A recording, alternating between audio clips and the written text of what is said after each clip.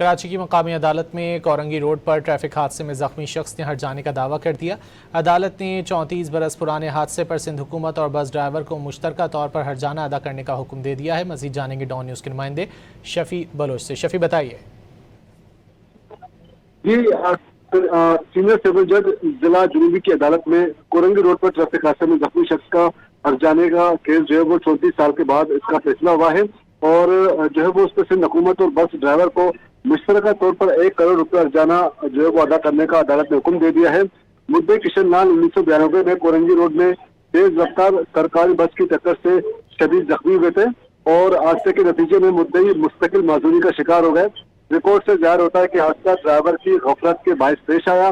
عدالت نے اپنے مختصر فیصلے میں قرار دیا ہے کہ سرکاری بس کے حادثے کے لیے سندھ حکومت ہی ذمہ دار ہے، اور حادثے کے نتیجے میں مدعی کی جان جو ہے وہ ضائع ہو گئی، اور مدعی جو ہے مستقل معذوری کا شکار ہوئے۔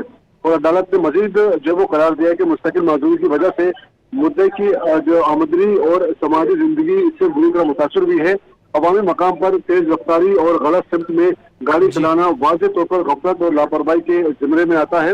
3 ماہ میں مدعی کو ہرجانے کی رقم ادا کرنے کا عدالت نے حکم دے دیا ہے، اور 2025 میں سول کوڈ ترمیمی ایکٹ کے بعد جو ہے وہ دعویٰ سول کوڈ جو ہے منتقل کیا گیا تھا۔ جی بہت شکریہ شفیع بلوچ ان تفصیلات کے لیے۔